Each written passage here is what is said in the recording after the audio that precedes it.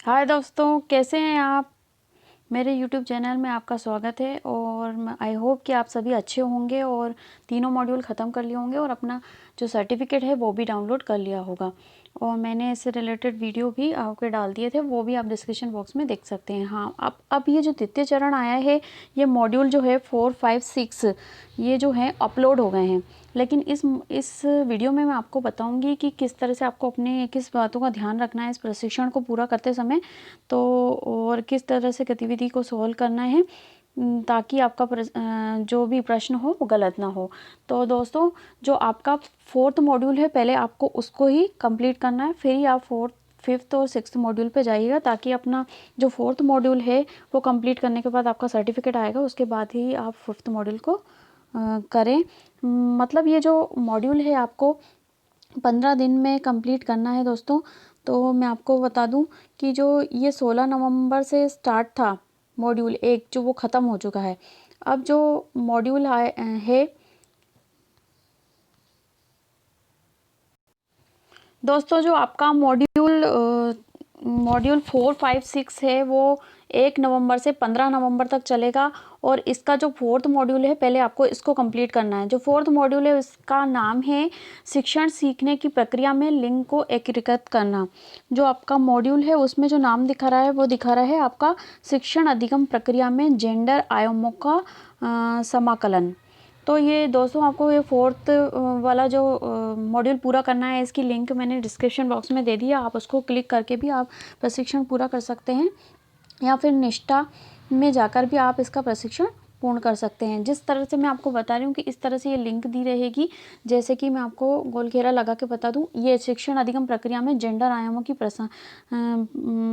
आयामों का समाकलन इस तरह से लिखा रहेगा, ठीक है, या इसका प्रासंगिकता।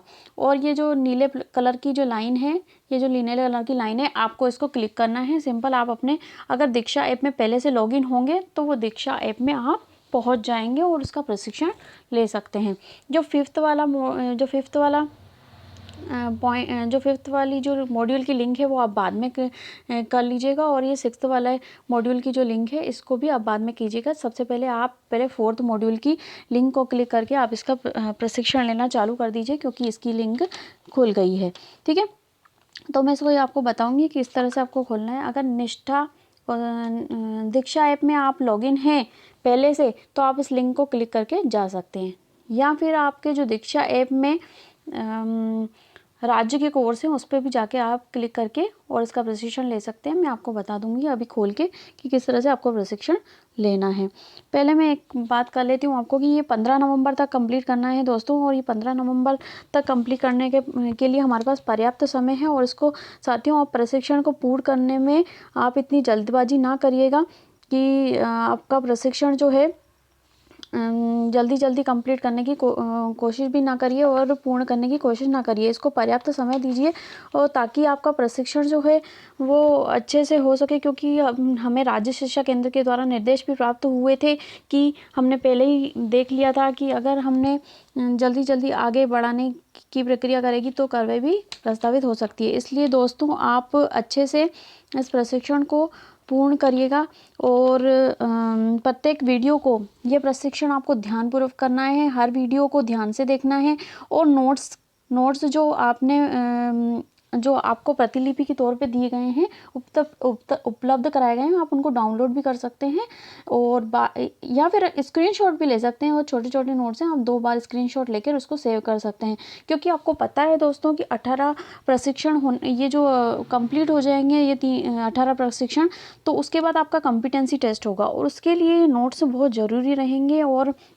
और ये आपके लिए फ़ायदेमंद भी रहेंगे। बाद में जब आप कॉम्पिटेंसी टेस्ट देने जाएंगे तो आपको ये नोट्स काम में आएंगे। तो आप अपने जो ज़रूरी नोट्स हैं उसको कॉपी में लिख लीजिए, ताकि ज़रूरी पॉइंट्स को नोट कर लीजिए, ताकि आपको कॉम्पिटेंसी टेस्ट देने में फ़ायदा मिले, ठीक है दोस्तों। एक बात और मैं बता दूं आपको कि जैसे कि आयुक्त महोदय ने भी कहा था कि जो कोर्स है उसको समझ के पूर्ण करना है और बच्चों तक हमको लेके जाना है। और उनका मकसद ये नहीं है कि आप कोर्स कंप्लीट करके और प्रमाण पत्र हासिल कर लें। उनका मकसद ये है कि आप बच्चों तक वो लर्निंग आउटकम्स से रिलेटेड गतिविधियाँ पहुँचाएँ और उनको फ़ायदा मिले, और जो ये प्रशिक्षण है उनसे आपका व्यावसायिक विकास हो सके। ठीक है, तो इस बात का ज़रूर ध्यान रखना कि यहाँ जो सारी पॉइंट्स हैं वो नोट हो रहे हैं। और ये भी है कि आप अगर कोई भी वीडियो क्लिप या पीडीएफ छोड़ देते हैं तो उससे क्या होगी, आपको परेशानी हो सकती है और आपका प्रशिक्षण पूर्ण नहीं होगा। जैसे कि मैंने पिछले वाले वीडियो में बताया था, जो सर्टिफिकेट डाउनलोड नहीं हो रहा था उसमें कुछ जो पीडीएफ थी उसमें जो प्लस का साइन लगा हुआ था, वो प्लस साइन पे क्लिक करने पे क्या होता था कि वो पीडीएफ कुछ इमेज आ जाती थी, उसको पढ़ना ज़रूरी रहता था। तो इमेज को नहीं पढ़ने की वजह से किसी साथियों का प्रशिक्षण पूर्ण नहीं हुआ था, और बाद में पता चला कि इस वजह से ये प्रशिक्षण पूर्ण नहीं हो रहा है। वो तो ठीक है, एक समझ की बात है कि हमने उसको क्लिक करके नहीं देखा प्लस के साइन को, तभी हमको इतनी दिक्कत आई। ठीक है दोस्तों, जैसे कि मैंने आपको बताया कि जो महत्वपूर्ण बातें हैं पहले हम वो जान लेते हैं। कि मैंने आपको पहले बताया कि जो भी आपका प्रशिक्षण लेना है, अगर हम मॉड्यूल से पहले क्या कर लेते हैं कि प्रशिक्षण पूर्ण कर प्रमाण प्राप्त करने के लिए आपको दीक्षा ऐप पर लॉगिन विद स्टेट सिस्टम से ही लॉगिन करना है, अपनी यूनिक आईडी और पासवर्ड से लॉगिन करना है, तभी आपको प्रमाण पत्र मिलेगा, नहीं तो नहीं मिलेगा। ये जो आपकी लिंक आएगी ना, जो BRC के माध्यम से लिंक भेजी होगी, उस पर आप क्लिक करके लिंक प्राप्त होती है तो ठीक है, नहीं तो मेरे डिस्क्रिप्शन बॉक्स में लिंक दी गई है, आप उस पर भी क्लिक करके और आप उस पे पहुंच सकते हो, या तो मैं दीक्षा ऐप से बताऊंगी, उससे भी आप प्रशिक्षण पूर्ण कर सकते हो। तो जो इससे रिलेटेड ये जो लॉगिन आईडी और पासवर्ड से, इससे ही प्रशिक्षण आपको लेना है, ये इस बात का ध्यान रखिएगा। और दूसरा पॉइंट ये है कि आप ये तो कुछ नहीं है, जैसे कि मैं पहले भी आपको बता चुकी हूँ पहले के वीडियो के माध्यम से कि DPC डाइट प्राचार्य एवं फैकल्टी प्राचार्य APC BRC सभी को इनको प्रशिक्षण को लेना अनिवार्य है, जिससे वे शिक्षकों को अपने अपने जिलों में अच्छे उचित अकादमिक सहयोग कर सकें। तो आप इनसे भी सहयोग ले सकते हैं अगर आपको कोई प्रॉब्लम होती है तो जो नेक्स्ट बिंदु है, मॉड्यूल के दौरान आप इसमें लिंक के नीचे जो लिंक दी रहती है उसमें महत्वपूर्ण बातें लिखी रहती हैं, और ये दोस्तों ये राज्य शिक्षा केंद्र के द्वारा ही निर्देश आए हैं और उनके द्वारा ही लिंक प्राप्त हुई है, तो इसका विशेष ध्यान रखिएगा।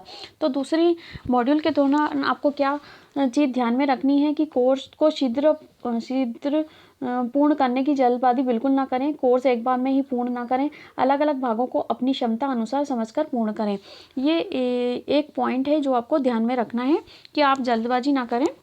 ठीक है, क्योंकि अगर आप जल्दबाजी करते हैं तो आप प्रशिक्षण तो पूर्ण कर लेंगे, लेकिन उसमें आप कॉम्पिटेंसी टेस्ट में आपको फिर वो क्वेश्चन समझ में नहीं आएंगे। ठीक है, और अभी जो आप जो वीडियो क्लिप और PDF देखेंगे उसके माध्यम से ही जो है कि गतिविधियां भी दी रहती हैं, प्रश्न भी दिए रहते हैं, उसके माध्यम से आप सॉल्व कर पाएंगे, नहीं तो आप अच्छे नंबर भी नहीं ले पाएंगे। इसलिए आप वीडियो क्लिप और PDF को 1-2 बार पढ़ लीजिएगा, उसके बाद ही आप क्वेश्चंस को या गतिविधियों को सॉल्व करिएगा। दूसरा पॉइंट ये कहता है कि आप कोर्स कर रहे हैं लेकिन आप महत्वपूर्ण बिंदुओं को नोट नहीं कर रहे हैं, तो महत्वपूर्ण बिंदुओं को नोट नहीं करेंगे तो आप जब आपका प्रशिक्षण ये 18 मॉड्यूल कंप्लीट हो जाएंगे तो कॉम्पिटेंसी टेस्ट में जो आपको को टेस्ट आएगा तो आप उसको भूल जाएंगे, आप उनमें आप इतनी जल्दी उसमें समझ नहीं बिठा पाएंगे। तो इसलिए आप महत्वपूर्ण पॉइंट को एक डायरी में नोट भी करते जाएं और पेन लेकर साथ में बैठें। ठीक है, दूसरी चीज़ ये कहता है कि प्रमाण पत्र प्राप्त करने के उद्देश्य से ही कोर्स पूर्ण नहीं करना है, करते हुए अपने कौशल को भी विकास करना है। तो मैंने आपको जैसे बताया था, ये ज़्यादा हाईलाइट करके महोदय जी ने आयुक्त महोदय जी ने ये पॉइंट को हाईलाइट किया था, तो आप इसका विशेष ध्यान रखें कि हमको उनका मकसद यही है कि व्यावसायिक कौशल को हमारे अंदर विकास करना, और उनके पास रिपोर्ट वैसे भी रहती है कि कौन किस तरह से कर रहा है। अगर आप आगे बढ़ाते हुए करेंगे तो उनके पास रिपोर्ट रहेगी तो वो आवश्यक कार्रवाई भी कर सकते हैं, इसलिए आप इसका ध्यान रखिएगा। तीसरा पॉइंट जो मॉड्यूल के बाद का पॉइंट है, जब आपके द्वारा कोर्स पूर्ण करने पर स्क्रीनशॉट के साथ कोर्स के बारे में अपना अनुभव अपना सीख जरूर साझा करें, इस तरह से ये पॉइंट बोल रहा है। ठीक है, कि आप अपना अनुभव साझा करेंगे तो क्या होगा, मैंने आपको बताया था ना, एक दो गतिविधि में ऐसा होता है कि अपना अनुभव साझा करना पड़ता है, मतलब अपने विचार साझा करना पड़ते हैं उस दीक्षा ऐप से बाहर में जाकर। तो ये एक समझ है और अपने शिक्षक साथियों से अपन प्रश्न भी पूछ सकते हैं, उनकी अपनी समझ भी बना सकते हैं, ताकि हमारा व्यावसायिक कौशल उन्नत हो सके और हम शैक्षिक संवाद में भी कुछ क्वेश्चन पूछ सकें और हम अपनी समझ बना सकें। और ये जो विकास होगा, हम अपने बच्चों को भी इससे प्रगति कर पाएंगे। हाँ, बस ये ध्यान दिया गया, लास्ट पॉइंट में ये ध्यान दिया गया है, ये दिया गया है कि आप जो है कोर्स को जीमेल आईडी, मोबाइल नंबर या गूगल अकाउंट से कोर्स पूर्ण नहीं करिए। और चाहे ये किसी भी राज्य का कोर्स हो, 6 राज्य जहाँ पे चल रहा है ये कोर्स, वो अपने यूज़र नेम और पासवर्ड से ही ये प्रशिक्षण ले तो ज़्यादा महत्वपूर्ण रहेगा, क्योंकि फिर आपका प्रमाण पत्र भी नहीं आएगा। ठीक है, तो इसी पॉइंट्स को हमको बताया गया था। राज्य शिक्षा केंद्र के द्वारा जो लिंक प्राप्त हुई थी, जो ये लिंक प्राप्त हुई है मैंने आपको बता दी। ये लिंक इस तरह से प्राप्त होगी आपको, और ये जो ब्लू कलर की लाइन है इस पर क्लिक करके आप अपने प्रशिक्षण से जुड़ सकते हैं। दूसरा माध्यम मैं आपको बता देती हूँ, कई बार दिक्कत आती है कि लिंक पर क्लिक करके और हम नहीं पहुंच पाते, तो इसके बारे में भी मैं बता दूंगी। और ये महत्वपूर्ण बातें आप ध्यान रखिएगा कि कोर्स के पहले हमको क्या करना है, कोर्स के दौरान क्या करना है और कोर्स के बाद क्या करना है। ठीक है दोस्तों, अगर आप लिंक के माध्यम से अपने कोर्स तक नहीं पहुंच पा रहे हैं और सीधे आपको प्रोफाइल पर ही रोक दे रहा है और आप अपने प्रशिक्षण पे पहुंच नहीं पा रहे हैं, तो इससे रिलेटेड क्या करना है आपको, तो आप सबसे पहले आप लॉगिन कर लीजिएगा। जैसे कि मैंने आपके दूसरे पहले वीडियो में भी बताया है, लॉगिन करना। लॉगिन करने के बाद आप अगर आपने वो वीडियो नहीं देखा है लॉगिन करने वाला, तो आप नीचे लिंक पर क्लिक करके लॉगिन वाला वीडियो देख सकते हैं। तो पहले तो लॉगिन कर लीजिए। लॉगिन करने के बाद आप कोर्स में जाइए। इस तरह से आप कोर्स में जाइए। यहाँ क्लिक करने के बाद जैसे ही आप यहाँ पे क्लिक करेंगे, तो चाहे किसी भी राज्य का कोर्स हो, वो अपने राज्य के ही कोर्स करे तो ज़्यादा बेटर रहेगा, उसी से रिलेटेड आपको प्रमाण पत्र मिलेगा। तो मेरे राज्य के कोर्स में क्लिक करिएगा और सभी देखें, ये सभी देखें जो लिखा हुआ है मेरे राज्य कोर्स के सामने, जो सभी देखे हैं इस पर क्लिक करना है आपको। तो इस पर क्लिक कर दिया मैंने। तो देखिए जो पहले ये कंप्लीट हो चुके हैं मॉड्यूल, ये आपको दिखा रहा है। तो इस मॉड्यूल में ये पहले कोर्स दिखा रहा है, तो हमको अभी जो कोर्स चालू हुआ है मॉड्यूल 4 उसको करना है। तो उसका नाम क्या है, शिक्षण अधिगम प्रक्रिया में जेंडर आयामों का समाकलन। तो आपको ये विशेष ध्यान रखना है, अपनी डायरी जरूर बनानी है और टाइम टेबल जरूर लिख लेना है निष्ठा का, ताकि आप देख पाएँ कि कोर्स 4 क्या था, कोर्स 5 क्या था। और इससे रिलेटेड क्वेश्चन भी आपसे पूछे जा सकते हैं कॉम्पिटेंसी टेस्ट में कि मॉड्यूल 4 का नाम क्या है। पहला प्रश्न तो यही हो सकता है।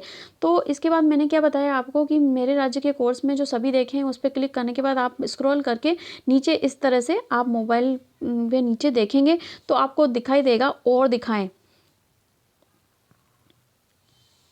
आपको इस तरह से और दिखाएं लिखा होगा, आप इस पर क्लिक कर दीजिए। जैसे ही आप इस पर क्लिक करेंगे तो और कोर्स दिखाई देने लग जाएंगे, लेकिन इसमें अभी भी आपके जो कोर्स है वो दिखाई नहीं दे रहे। तो आप क्या करेंगे कि आप क्लिक करके और दिखाएं पे, और दिखाएं पर क्लिक कर दीजिए, ताकि और जो कोर्स होंगे वो सबसे नीचे होंगे, इसलिए वो आपको नहीं दिखा रहा है। ठीक है, तो अभी जो कोर्स है और दिखाएं पे हम जैसे ही क्लिक करेंगे, देखिए अभी दिखाई देगा। जैसे अपन स्क्रॉल करके और नीचे चले जाएंगे तो आपको क्या करना है, 2 बार और दिखाएं को क्लिक करना है। ये ध्यान रखिएगा कि जब तक और दिखाएं क्लिक करना है जब तक कि हमको कोर्स नहीं मिल जाता। तो हमने देखा कि जो पहला कोर्स दिया है कला समेकित शिक्षा दिया है, लेकिन हमको ये वाला कोर्स नहीं करना है, पहले हमें मॉड्यूल 4 का कोर्स करना है। तो हमें उसका नाम क्या है, हमको पता है कि MP शिक्षण अधिगम प्रक्रिया में जेंडर आयामों की प्रासंगिकता। ठीक है, यही नाम लिखा हुआ था ना, लिंक में भी यही नाम लिखा था। अब इसको क्लिक करके हम अपने प्रशिक्षण को ले सकते हैं, क्योंकि ये कोर्स में भाग लीजिए, इस पर क्लिक करके आप अपना प्रशिक्षण ले सकते हैं। जैसा कि आपको पहले ही पता है कि पहले आपने जो प्रशिक्षण लिए होंगे उसको क्लिक करके आप प्रशिक्षण ले सकते हैं। हाँ, कोर्स की अंतिम तारीख ये 15 नवंबर दिखा रहा है। आप इसको करने की जल्दी ना करिएगा साथियों, और अपना ध्यान से PDF 1-2 बार पढ़ के और प्रश्नों को सॉल्व करिएगा, और गतिविधि को भी बाद में भी सॉल्व कर सकते हैं, कोई दिक्कत नहीं है। जैसे कि मैं आपको बता दूँ, कोर्स में भाग लीजिए फिर जैसे ही आप क्लिक करेंगे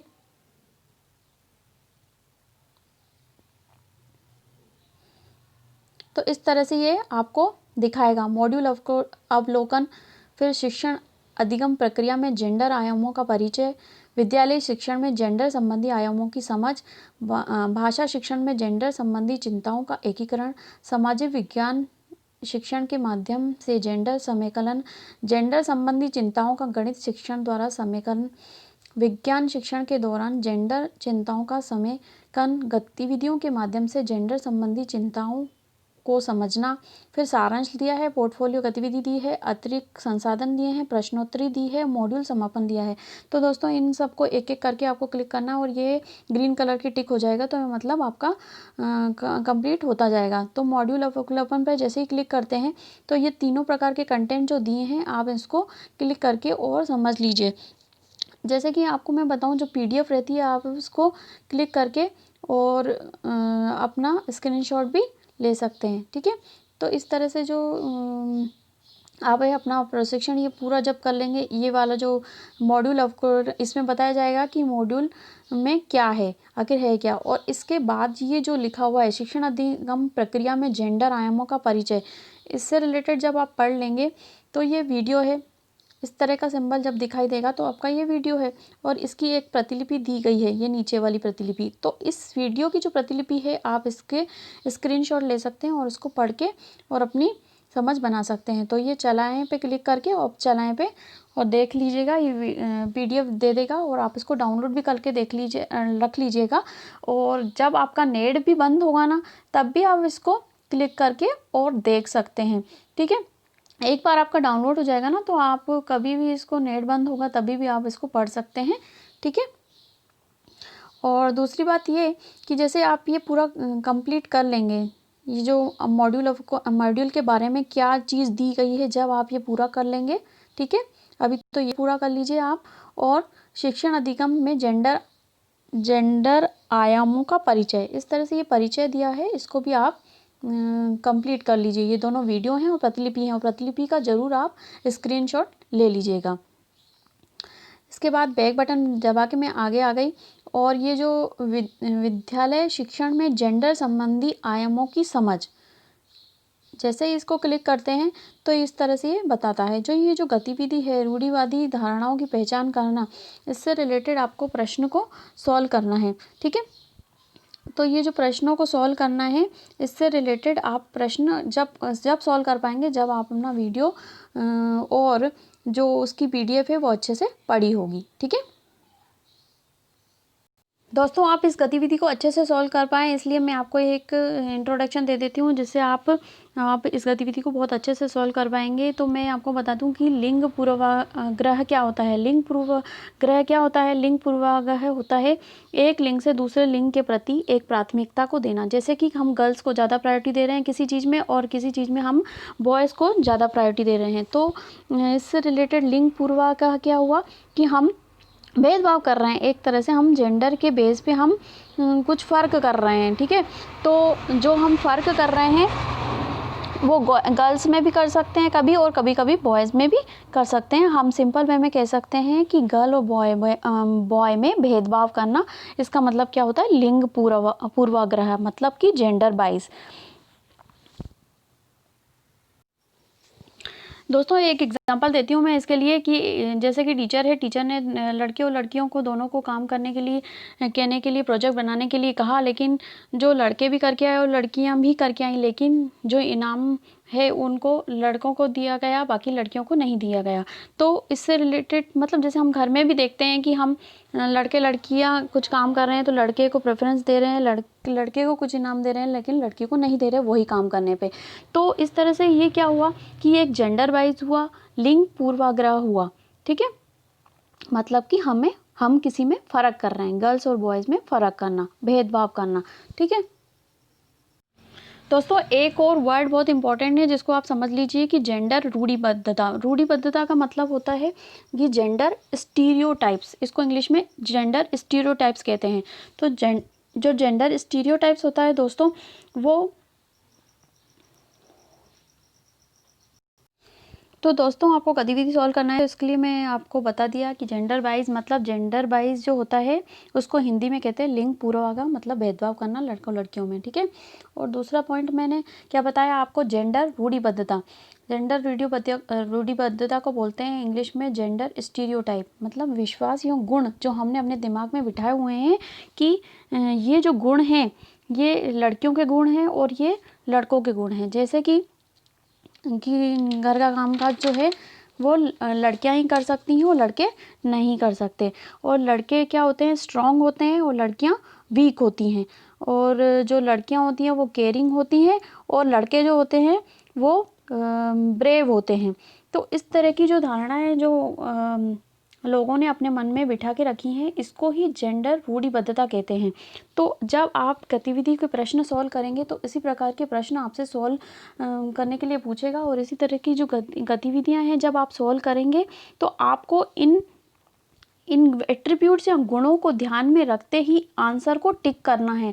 जैसे कि हमको पता है कि जो लड़के हैं वो बहुत ब्रेव रहते हैं, तो आपको एक क्वेश्चन पूछेगा आपसे कि जो मैं आपको एक एग्जांपल दे देती हूँ, क्या पूछेगा कि जो बहादुर होते हैं या ब्रेव होते हैं वो कौन होते हैं। तो आपको क्या लगाना है टिक, कि इसके लिए आपको मेल पे ही लगाना है। तो आपसे ये भी क्वेश्चन पूछेगा, जैसे मान लीजिए ये नहीं पूछेगा जो मैं आपको बता रही हूँ, कोई और भी पूछ सकता है, मैं तो आपको एट्रीब्यूट बता रही हूँ। जैसे कि आपसे बोलेगा कि समाज के अनुसार वीक किसको माना जाता है, तो आप फीमेल गर्ल्स को टिक लगाएंगे, ना कि बॉयज़ को। तो जो समाज में या लक्षण या विशेषताएं जो हर एक सोसाइटी अपने दिमाग में बैठा के रखती है, तो लड़के और लड़कियों के प्रति ट्रेंड्स या कैरेक्टरिस्टिक्स जो होते हैं उसको ध्यान में रखते हुए आपको उस गतिविधि में टिक लगाना है। और ये बहुत ही आसान है, आपसे कुछ भी टिक लगाने में आपको प्रॉब्लम नहीं आएगी, ठीक है। तो इस तरह से कि जो है केयरिंग है, ब्यूटीफुल है। ब्यूटीफुल के लिए आप क्या लगाएंगे कि ब्यूटीफुल के लिए फीमेल में आएगा, ठीक है। हेल्पफुल जो है फीमेल में आएगा। और शर्माती कौन है, लड़कियां शर्माती हैं, ठीक है। प्रिटी कौन होती है, लड़कियां होती हैं। स्वीट कौन होती है, लड़कियां होती हैं। इमोशनल कौन होती हैं, लड़कियां होती हैं। सैड दुखी कौन हो जाती हैं, लड़कियां होती हैं। और अच्छी कौन होती हैं, लड़कियां होती हैं। इस तरह से हम इसके एट्रीब्यूट्स या गुण के आधार पे उन गतिविधियों को सॉल्व कर सकते हैं, ठीक है। जैसे कि मैंने आपको एक बहुत अच्छा एग्जांपल बताया है कि जैसे लड़कियां जो होती हैं, लड़कों को घर के काम में बोला जाता है कि ये लड़कियां ही करेंगी, लड़के नहीं करेंगे, ठीक है। जो हमने बिलीव्स या माइंड में बना के रखा है कैरेक्टरिस्टिक का, वो ही उसके आधार पे हमको टिक करना है उस गतिविधि में, ठीक है। तो आप ये समझ गए होंगे। और अगर समझ में नहीं आया होगा तो आप मुझे कमेंट कर सकते हैं और मैं इस पर भी अलग से वीडियो बना दूंगी ताकि आप और अच्छे से समझ पाएँ। तो दोस्तों मैंने जो मॉड्यूल 1 है, मॉड्यूल 2 है, मॉड्यूल 3 है, उसके भी प्रश्न तैयार कर लिए हैं। मैं अगले वीडियो में इसके प्रश्न को लाऊंगी और आप उसको वीडियो को देखना ना भूलिएगा कि ये कॉम्पिटेंसी टेस्ट के लिए आपके लिए बहुत ही महत्वपूर्ण रहेंगे और आपकी समझ बनाने में आपकी हेल्प करेंगे। और ये छोटे छोटे पॉइंट्स जो रहते हैं ये आपके कॉम्पिटेंसी टेस्ट में आ सकते हैं और ये संभावित प्रश्न है, ये बिल्कुल आएंगे ही सही, ठीक है। तो जो आपका जो नोट्स दिए हुए हैं, वीडियो दिया हुआ है या फिर जो PDF दी हुई है, वो एक तरह से बहुत मतलब उसके डिटेल के बारे में दी गई है और प्रश्न के बारे में नहीं बताया गया है।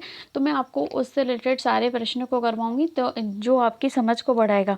तो दोस्तों मिलते हैं अगले वीडियो में अगले कंटेंट के साथ। तब तक के लिए बाय बाय। Thank you.